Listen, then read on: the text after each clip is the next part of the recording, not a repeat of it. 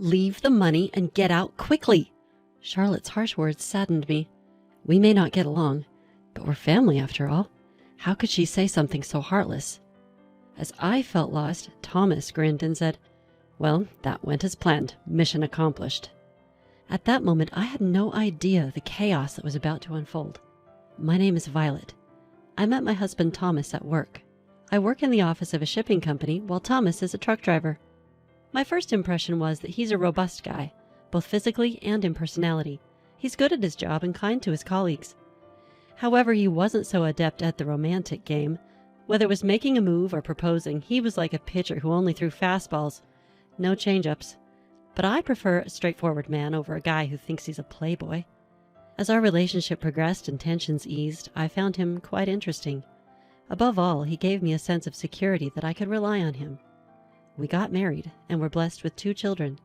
Our son and daughter have moved out and live on their own. Now, Thomas, Dad, and I live in a large house. Mom passed away 5 years ago due to illness. Thomas and I still work together at the same shipping company. Thomas has been promoted to a supervisor and now handles the dispatching.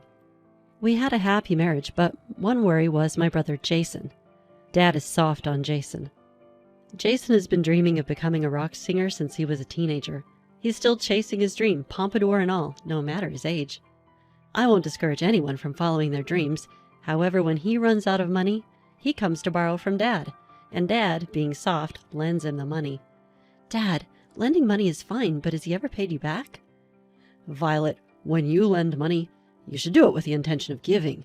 That means you shouldn't expect it back. Remember that. But Jason thinks he'll somehow make it.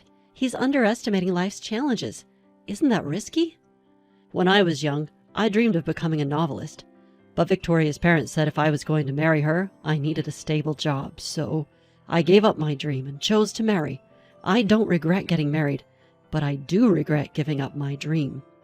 That was the first time I'd ever heard about my dad's younger days. So that's why I want to support Jason's dreams. But it doesn't seem like Jason's putting in much effort. Do you really think he can achieve his dreams while goofing off all day? Mountain climbing isn't just about conquering the peak. Every step you take along the way is part of the story. Well, you sound like a poet. Makes sense since you wanted to be a novelist. Come on, you're making me blush with such direct praise. I'm not praising you. Initially, I was worried that Jason had some dirt on Dad and was blackmailing him, but it turns out Dad also chases dreams, so he probably understands Jason's desire to escape reality. One day, Jason brought a woman home. Let me introduce you. This is Charlotte. From her name, I expected a dainty woman. She was, well, big. Hi, I'm Charlotte. I'm Violet, the sister. Nice to meet you. Charlotte is 5 years younger than me, but much larger in build. Our first impression of her wasn't great. She was curt to both me and Dad, leaving us with the impression that she had poor manners. Eventually, Jason and Charlotte got married, so she became my younger sister-in-law. Neither Jason nor Charlotte held full-time jobs. They were always quitting their part-time jobs in a huff. Charlotte practices jiu-jitsu and has a short temper, often bragging about putting her arrogant bosses or seniors in joint locks. I just hope she never gets arrested for it. Jason brags about stories that aren't brag-worthy, like headbutting a disrespectful boss. 2 kinds of stories I really can't stand: bragging about bad behavior in the past, bragging about fights. I think many women also find these kinds of bragging a turn-off. One day, Jason came home to borrow money from Dad again, and I finally spoke up. Jason, you're working, right? Why don't you have any money? I got into an argument with a plant manager just because I forgot to put away a card.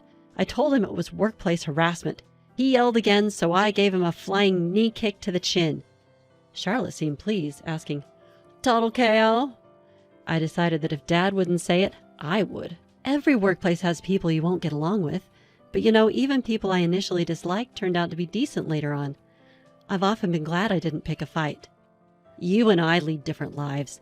My pride is taller than the One World Trade Center, so yelling at me is practically asking for a flying knee. I couldn't believe my ears when Charlotte cut in. "You're siding with a boss who harasses people?" "That's not what I'm saying." "Oh, so you're lecturing me. You better be ready for this." "Ready?" "Want to take this outside? Or here's fine too." I was flabbergasted. What is she, a teenager? Feeling threatened, I walked away. I couldn't believe she was actually picking a fight. Jason didn't intervene. Would he have stopped if it were his wife fighting his sister? Getting hurt would be the last straw. I knew I had to watch out for that couple. When I turned 50, Dad got sick and was hospitalized. It wasn't long before we had to say goodbye. People said he lived a long life at 80, but I didn't feel that way. The era of living to 100. I still wanted to talk about many things with Dad. When Thomas and I were alone, he said, "Violet, actually, Lawrence." "What?" "Never mind." "What do you mean, never mind? Just tell me." "Later." Before much time had passed since the funeral, Charlotte approached me. "Did Lawrence leave a will?" "A will? Probably not. He was hospitalized so suddenly." "And if there's no will, then the inheritance." "You're already talking about inheritance? I guess you're not even sad." "How dare you? Want me to put you in the hospital?" "Try me." When I raised my voice, Charlotte grabbed my arm in anger. I was taken aback but didn't want to apologize. "Should we call the police?" "What are you doing?" "You made me sound like a monster for bringing up the inheritance, so I thought I'd teach you a life lesson with an arm lock." "You're the one who's wrong, Violet." "Enough." "Don't yell. What are we going to do about the inheritance?" I was momentarily speechless, but then I glared at Jason. "Jason, aren't you sad that Dad passed away?" "That's irrelevant." "Stop calling me stupid. I don't want to be called stupid by someone as stupid as you." "What did you just say?" The atmosphere was tense until Thomas arrived. "What's going on here?" "Wife, you better tell your husband to raise the kids right." Those words crossed the line. "I'll pass that message right along to Jason." "Good on you. I'm fed up with you, Violet. This makes my decision easier." "Decision?" Jason dropped a bombshell. "I'm the eldest son. That means the house and Dad's inheritance are all mine." "Are you out of your mind?" "I'm perfectly sane," Jason said, stone-faced. Just as we were stunned by his audacity, Thomas spoke up. "Violet, let's try to keep a cool head. We're not making any progress." "Fine." We sat down at the table to hash it out. "The inheritance is all mine and Charlotte's. Violet, I want you to give up your claim." "That's ridiculous." "Our dad isn't rich. If we split it between two households, there won't be much left." "There's only two of Dad's children, me and Jason, so it should be divided between us." But Jason scowled. "Look, Violet, you and Thomas both have jobs and are doing fine. I'm the one pursuing my dreams, so I'm the one who needs the money." "Why don't you get a job, Jason?" "Let me finish. Living in the house means no rent, and with the inheritance, I can take on the world. Dad was cheering for me, you know. The best way to honor him is to pack Carnegie Hall." "You can't even pack the local park." "What if I do fill Carnegie Hall? Will you put your money where your mouth is?" "What are you talking about?" I seriously considered calling the police. "Thomas, what do you say? Can you give in?" "I cannot." Then Thomas calmly asked Jason, "So, you're asking Violet to relinquish her claim?" "Yes." "And you're okay with that, Jason?" "What are you talking about? Of course it's not okay." At that point, Charlotte glared at me.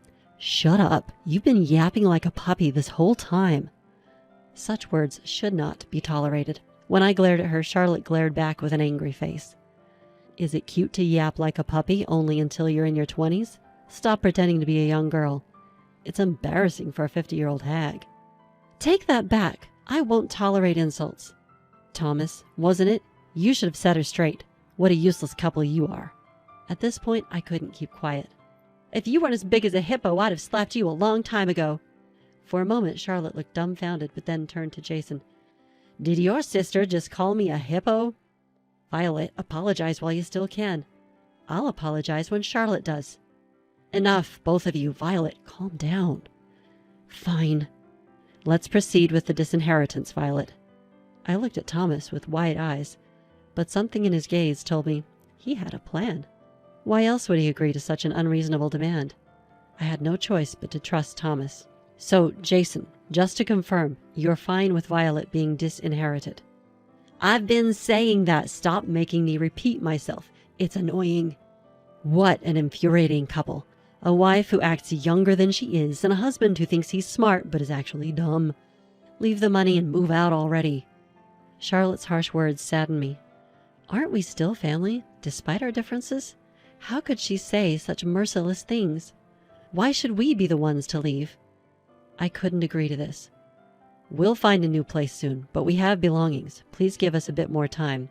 If you take too long, I'll throw everything outside. Try it, and I'll call the police. Think I'll be scared if you mention the police? I'm not afraid. Call the Marines if you want to arrest me. Unable to contain my anger, I stepped outside. I wonder if Dad is also at fault. Thomas smiled at my confusion. It worked. Our plan was a success. What? These moments make me thankful for our savings. With savings, you don't need to borrow money. Even with zero debt, there are still substantial monthly expenses: rent, utilities, food, taxes. Taking on more debt would naturally make things tougher. I've always made it a point to avoid loans, pay in full for what I buy, and save a bit each month. Years of this kind of effort mean we won't be in a bind when emergencies happen. Maybe Jason set a bad example. He lives impulsively, and when he's out of money, he turns to Dad. It was one thing when Dad was working, but he had no problem borrowing even after Dad retired. I always tell my kids how important it is to save, so they don't end up like that. Thomas and I settled into our new condo.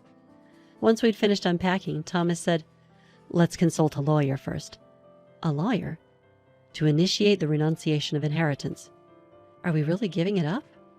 That's when Thomas finally told me what he had almost mentioned before. While playing chess with Lawrence, he quietly mentioned that he lost all his savings and is in debt. What? Because of Jason? Yes. That made them even more unforgivable. Maybe that couple also shortened Dad's life. You're not entirely right, but you're close. Huh? Thomas told me something even more shocking. Charlotte had yelled loudly from behind Dad and pushed him with both hands. It wasn't just a one-time prank, it had happened multiple times. Dad started fearing it was an attempt to induce a heart attack and couldn't say anything when Jason came to borrow money. I never thought they'd go that far. In other words, Lawrence had much more debts than assets. You get what I'm saying? Yes, now I get it. Inheritors receive not just assets, but also debt. If the debt exceeds the assets, you can renounce the inheritance. Let's ask the lawyer. That's the best course. We consulted a lawyer and successfully renounced the inheritance. Just as I thought they might show up, Jason and his wife barged into our new condo. Violet, you set us up, didn't you? Set you up? What are you talking about? Don't play dumb. There's no inheritance from Dad, just debt. You knew, didn't you? I had no idea. This won't end with just an arm lock. Be ready for a chokehold. I calmly took out my mobile phone. Hello, is this the police? What are you doing? Charlotte grabbed my phone and shut it off. Violet, how are you going to take responsibility for this? Then Thomas stepped in. Jason, I recall asking you multiple times if it's okay to relinquish the inheritance, right? So you knew it was drowning in debt, didn't you? I had no idea. Whenever Jason needed money, Lawrence would lend it without a second thought. He gave out big amounts like it was nothing. I assumed Lawrence must be well off. Jason was at a loss for words when Charlotte interjected. Nice try, but you're not weaseling your way out of this. We inherited those debts. You two need to do something about it. What responsibility are you talking about? My spouse and I are not responsible for any of this. Hey, are you going to do something about this or not? Threats won't work on me. Or should we lay it all out for a third play? I'll share every detail of what happened. Jason, are you okay with that? How would I know that Dad went into debt just to give Jason money? If I knew, I would have stopped it. Do you even realize you shortened Dad's life? Unable to respond, Jason stayed silent, but Charlotte was defiant. If you're going to say that, are you okay with both of you ending up in the hospital? Enough of this nonsense. If you lay a hand on me or coerce me, it's jail time. Your threats don't work on me. You're 45 and talking like some high school delinquent. Charlotte smirked, glanced back, and looked at Thomas again. Wait, were those lines aimed at me? Right after saying it, you coerce me? Coercion is a serious crime, you know. You won't get probation. Idiot! Are you a judge now? It's complex to decide whether probation applies in any crime. Don't talk nonsense when you know nothing. Seeing Charlotte's tirade, Thomas turned to Jason. Jason, are you okay with this? Charlotte, just shut up for a second. Excuse me. Who are you telling to shut up? Feeling something dangerous in Charlotte's menacing glare, I said, If you want to fight, do it outside. I won't allow it in my house. Let's go back for now. As Jason stepped out into the hallway, Charlotte followed. I quickly closed the door and locked it. I could hear their arguing voices, but I was more concerned about causing a disturbance in the neighborhood. "Did you just tell me to shut up? What are you going to do if I call the police?" "Don't worry, I'll call an ambulance in a minute." A few seconds later, I heard Jason's screams from down the hall, but I pretended not to know him. Immediately after that, I heard what sounded like a dying scream, but it had nothing to do with me. Jason and Charlotte had insulted us, so obviously they'd severed ties with our family. So whether they divorce or Charlotte gets arrested for assault, it has nothing to do with me. A few days later, I got a call from Jason. "Violet, I was wrong. Will you help me?" "Who is this?" "Don't be like that. We're siblings, right?" I couldn't help but feel it was too late. Turns out Jason was in the hospital. Apparently, Charlotte had broken his arm. This was like something straight out of a comic book. Ever heard the term, "you reap what you sow"? I'm genuinely sorry. Could you cut me some slack? I can't afford the hospital bills. That's unfortunate. No matter how coldly I brushed him off, Jason kept begging. "Please, for the love of God, help me." "I'm not God." "Is Thomas there?" "Don't call him by his first name. We're no longer family." My words seemed to hit hard, and Jason was speechless. Switching the call, Thomas took over. After a brief chat, he hung up. "Let's go to the hospital." "Don't give him a cent." "I know." Thomas and I went to the hospital, but not to visit. It's better to say it face to face. Jason pleaded in a polite tone. "Please help me. Debt collectors have come to the first floor of the hospital. Their nurse told me. I'm scared to death." But Thomas looked stern. "After the insults you and your spouse hurled, it's only natural for us to cut ties." "That's not what I meant." "Well, if we're not cutting ties, then why disinherit? Disinheritance means cutting family ties." Jason looked down and spoke softly. "I apologize for what I've done, but I need your help. I have no one else to turn to." "What about Charlotte?" "We're divorced." A family falling apart, then. She's at the police station for assault. It felt unreal. "You repeatedly called my wife an idiot. If I had called Charlotte that, you'd never forgive me." Jason looked troubled. People who spew hate often don't remember what they've said, but those on the receiving end don't forget. "I have a good memory. I remember every word you two have said. I have heard it from Charlotte as well. The wife should be properly disciplined by the husband. What does that even mean? Explain it to me." Thomas presses on logically. "What did Charlotte mean when she said a wife should lay down her body? Is that even something you should say to a woman?" "Those are not words you say to a woman." Jason seems to have forgotten not just his own comments, but also those made by Charlotte. "Yelling like a little puppy? That's a clear insult. As for my dear wife, you called her a young wannabe or a 50-year-old hag." "Don't repeat it." "Sorry." Thomas doesn't let up. "You said it to me as well. When I asked repeatedly if I should disclaim my inheritance, you told me to stop making you repeat yourself because it's annoying. It's too late for any excuses now." Jason lowers his head on the bed, looking like he's about to cry. "I'm really sorry. Can you please find it in your heart to forgive me?" "No way. Charlotte called my wife an old hag, and you insulted me by saying I'm not mentally sharp. By the way, what does not mentally sharp mean? Explain it to me." Thomas glares at the trembling Jason. "Explain it." "What?" Jason shakes and his eyes go wide with a terrified look. "If I weren't in a hospital, I'd be yelling right now. Let's just cut ties off completely. You're the one who said to leave the money and move out quickly." Thomas looks down at the dejected Jason, then turns to me. "Shall we go?" "Yes." After all was said, I thought Thomas might end up offering financial help out of a sense of divine mercy, but he stood his ground. As we left the hospital, a smile crossed my face. "I saw your scary side today." "There's nothing like that." "Be kind to me, okay?" "Of course." The storm has passed. From now on, I hope for peaceful days, basking in the warmth of spring sunlight.